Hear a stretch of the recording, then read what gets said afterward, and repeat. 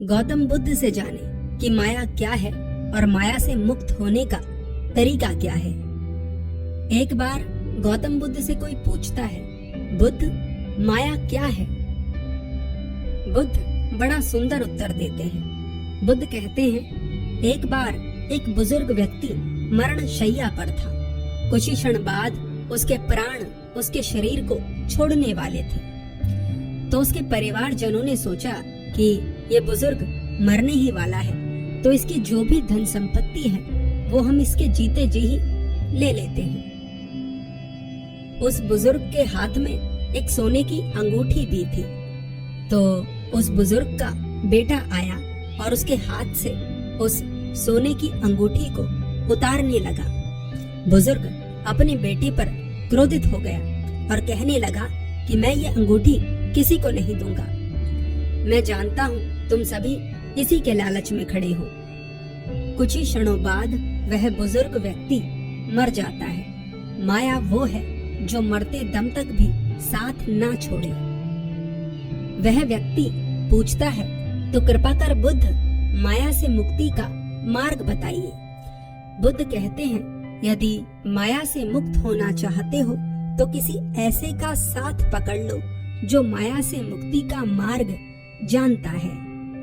यदि कोई जंगल में खो गया हो और उसे सैकड़ों ऐसे लोग मिले जो जंगल में खोए हुए हैं, जिनमें से कोई भी जंगल से बाहर निकलने का रास्ता नहीं जानता, तो ऐसे लोगों की संगति करना मूर्खता है, ऐसे लोगों का साथ बेकार है।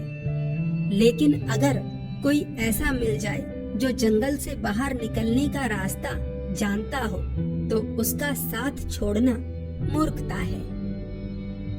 माया वो है जो सत्य जैसी लगती है लेकिन सत्य नहीं है। प्रलोभन माया है, ईर्ष्या माया है, क्रोध माया है, लालच माया है। एक चोर चोरी करने पहुंच जाता है, उसे सजा का भी भय नहीं होता। ऐसा वह कैसे कर पाता है? माया के प्रलोभन से। उसे बस इतना दिखता है कि अगर धन प्राप्त हो जाएगा तो कितना आनंद मिलेगा। व्यक्ति पूछता है, बुद्ध क्या धन भी माया है? बुद्ध कहते हैं, नहीं, धन माया नहीं है। धन को जीवन का सार समझ लेना माया है। धन से भोजन आता है और भोजन से जीवन चलता है। जिससे जीवन चलता है वह माया नहीं हो सकती। लेकिन जो व्यक्ति धन को ही अपने पूरे जीवन का सार समझ लेता है, जो व्यक्ति धन से ऊपर ही नहीं उठ पाता, वह निसंदेह धन रूपी माया में फंस जाता है। जिस व्यक्ति के पास अत्यधिक धन है, उसे ये बात समझनी चाहिए कि धन जीवन में पूर्णता नहीं लाता। धन का सही दिशा में इस्तेमाल करना जीवन में शांति लाता है। वह व्यक्ति पूछता है, क्या माया से मुक्त होने का कोई आसान तरीका भी है? बुद्ध कहते हैं, माया से मुक्त होने का सबसे आसान तरीका है, जो जैसा है उसे वैसा देखते हुए सही दिशा में सही कर्म करना। वह व्यक्ति पूछता है, जो जैसा है उसे वैसा कैसे देखें? बुद्ध पूछते हैं, क्या तुम स्वप्न को सत्य मानते हो? वह व्यक्ति कहता है, नहीं बुद्ध। बुद्ध कहते हैं, फिर जीवन में जो भी असत्य है, जो भी तुम्हारे मन में प्रश्न उठाता है, उसे सत्य मत मानो।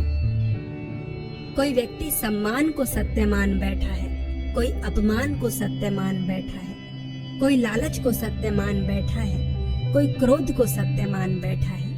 इनमें से कुछ भी सत्य नहीं है। सम्मान तुम्हारा नहीं, तुम्हारे पद या धन का होता है। अपमान तुम्हारा नहीं, तुम्हारी कर्महीनता का होता है।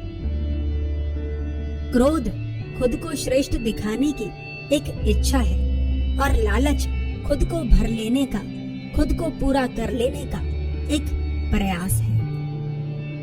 अगर आज कोई व्यक्ति किसी से शत्रुता रखता है और अगले दिन वह शत्रु मर गया तो शत्रुता कहाँ रह जाएगी, या अगले दिन वह व्यक्ति खुद ही मर गया तो शत्रुता कहाँ रह जाएगी।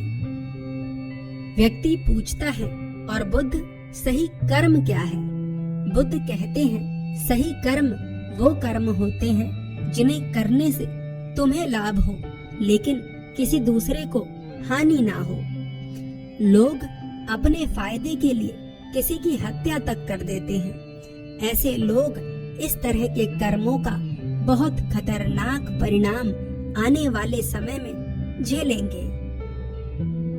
व्यक्ति पूछता है, बुद्ध खतरनाक परिणाम कौन देता है, सजा कौन देता है? बुद्ध कहते हैं, मनुष्य के कर्म ही उसे सजा बनकर मिलते हैं। जैसे अगर कोई व्यक्ति पानी में पत्थर फेंके तो उस पत्थर से ही लहरें उठती हैं। उसी प्रकार अगर कोई व्यक्ति गलत कर्म करे तो उस कर्म के पत्थर से ही लहरें उठती हैं, जो मनुष्य का विनाश कर देती हैं। व्यक्ति पूछता है, क्या ध्यान माया से मुक्त करने में सहायक सिद्ध होता है? बुद्ध कहते हैं, ध्यान माया से मुक्त होने के लिए सबसे सर्वश्रेष्ठ मार्ग है। कर्म में चूक हो सकती है, लेकिन अगर कोई व्यक्ति ध्यान साध ले, ध्यान में आगे बढ़ जाए तो यहाँ गलती होने की संभावना कम होती है। हालांकि यहाँ पर भी माया प्रलोभन देती है, यहाँ पर भी माया मार का रूप लेकर आती है, यहाँ पर भी माया सिद्धियों का प्रलोभन देती है। लेकिन एक वास्तव में जिज्ञासु व्यक्ति, एक वास्तव में प्यासा व्यक्ति सभी प्रलोभनों से मुक्त होकर उस चरम तक जाता है जो ध्यान का उद्देश्य है, जो ध्यान का लक्ष्य है। इस कहानी में बुद्ध की शिक्षाओं को आसान शब्दों में आपके लिए प्रस्तुत किया गया।